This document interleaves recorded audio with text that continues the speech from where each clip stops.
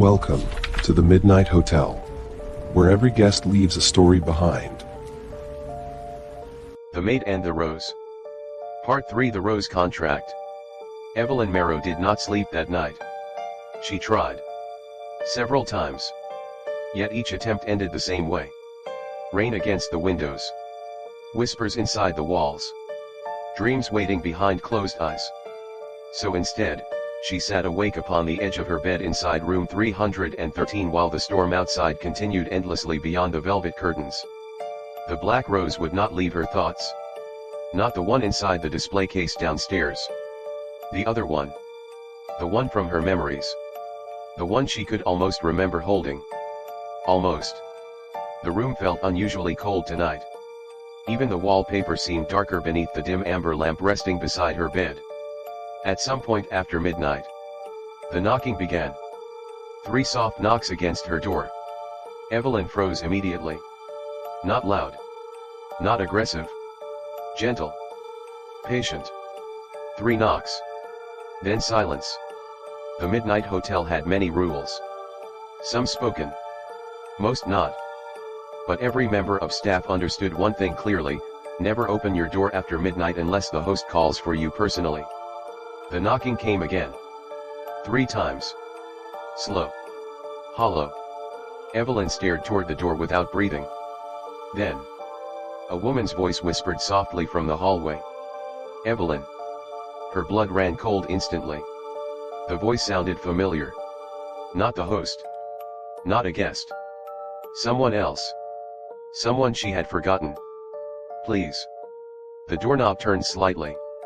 Not enough to open. Just enough to move. Evelyn slowly stood from the bed. Every instinct screamed at her not to approach. But another feeling, older than fear, pulled her toward the door anyway. The voice came again. You promised. The moment those words reached her, the memory returned. Not fragments this time. Everything. Rain. Blood. The lobby. Years ago. No. Not years. Longer. Evelyn remembered collapsing through the front doors of the Midnight Hotel while clutching a dying black rose against her chest. The storm outside had been worse that night. Violent enough to shake the entire building. She had barely remained conscious. Her body had already begun failing by then. The rituals had taken too much. Too many bargains. Too many desperate attempts to escape death. Witchcraft always demanded payment eventually. And Evelyn Marrow had owed far more than she could repay. She remembered the host standing behind the reception desk exactly as he still did now. Perfectly composed. Watching silently while black blood stained the crimson carpet beneath her feet. You are dying, he had observed calmly. I know. The rose in her hands had still been alive then. Black petals. Silver thorns. Its roots wrapped tightly around her wrist beneath the sleeve of her coat. The final ritual. Her greatest mistake. Or perhaps her greatest success. She could no longer tell. I need sanctuary, she had whispered. The host's eyes had drifted toward the rose immediately. Interesting. Not fear. Recognition. You bound your soul to an object, he had said quietly. Evelyn remembered laughing weakly through the pain. I bound what was left of it. Thunder had shaken the windows. The hotel itself had groaned softly around them. Even then, it had been listening. The host stepped around the reception desk slowly. His polished shoe stopped just before the spreading blood at her feet. That rose is alive, he had said. Yes. And intelligent. A pause. Yes. The host studied her silently for several seconds. Then, what are you offering in exchange for sanctuary? Evelyn remembered lowering the rose carefully onto the reception desk. The black petals trembled slightly. Almost breathing. Everything I have left. The memory shattered. Evelyn staggered backward inside room 313, gasping hard. The knocking outside her door stopped instantly. Silence flooded the hallway again. She understood now. The rose had not merely carried part of her soul. Over time, it had become her soul. The hotel had accepted the rose as payment. And in doing so, accepted her. Not as prisoner. Not exactly.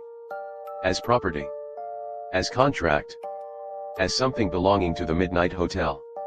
Tears slowly filled Evelyn's eyes. No. Yet even as she said it, she remembered signing the registry willingly. Remembered begging to stay. Remembered promising service in exchange for survival. The worst part was this, the host had never lied to her. Not once. Evelyn slowly opened the door. The hallway outside stood empty. Only silence. And at the far end of the corridor, a single black rose rested upon the carpet. Waiting. She approached it carefully. The moment her fingers touched the stem, the entire hallway flickered violently. Suddenly, she was standing downstairs in the lobby again. Not memory. Not dream. The real lobby. The pale fireplace burned softly nearby while jazz music crackled faintly through the room. And behind the reception desk, the host waited calmly, as though he had expected her arrival. You remember now, he observed softly. Evelyn looked down at the rose trembling in her hands. What am I? The host remained silent briefly. Then, a guest who chose to remain. That's not true. You signed willingly. I was dying. Yes. The answer held no cruelty. Only fact. Evelyn's voice trembled slightly. You let this happen to me. No, the host corrected gently. You asked me to. The truth hurt because it was undeniable. The black rose slowly curled tighter around her fingers like living veins. Evelyn stared at it in horror. It's feeding on me. It is you. The chandeliers dimmed slightly overhead.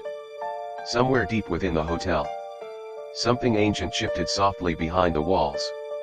The host stepped around the reception desk again. You divided your soul attempting to escape death, he said quietly. The rose preserved what remained. Evelyn felt sick. So why can't I leave? The host looked toward the storm beyond the windows. Because the contract remains incomplete. There's still a contract, there is always a contract. Evelyn laughed bitterly through tears. Then what am I supposed to do? Clean rooms forever? For the first time that evening, the host smiled faintly. No contract lasts forever, Miss Marrow. Evelyn stared at him. The hotel cannot own what willingly learns to leave. The sentence settled heavily into the silence between them. Hope. Small. Fragile. But real. What does that mean? The host gently took the black rose from her trembling hands. Its petals slowly stopped moving beneath his touch. It means, he answered softly, that one day, you may remember how to become whole again. The jazz music crackled softly behind them. The pale flames within the fireplace rose slightly warmer. Evelyn looked toward the staircase leading upward into the endless halls of the hotel. Then slowly, she nodded. Not because she fully understood, but because for the first time since awakening inside the Midnight Hotel, the future no longer felt completely empty. The host placed the brass key to room 313 gently into her hand. Then begin again, he said softly. The next morning, 6:30 a.m. Evelyn Marrow opened her eyes inside room 313. Rain tapped softly against the windows. The hallway bell rang once. Breakfast hour. Every day. Without fail. Evelyn sat motionless for several seconds. Then slowly stood. As she stepped into the hallway, something made her pause. A scent. Faint. Sweet. Familiar. Her eyes drifted toward the staircase downstairs. Toward the lobby below. Toward the black rose resting inside the glass display beside the fireplace. And for the first time, Evelyn remembered its scent. Downstairs. Behind the reception desk. The host smiled faintly without looking up from the guest registry.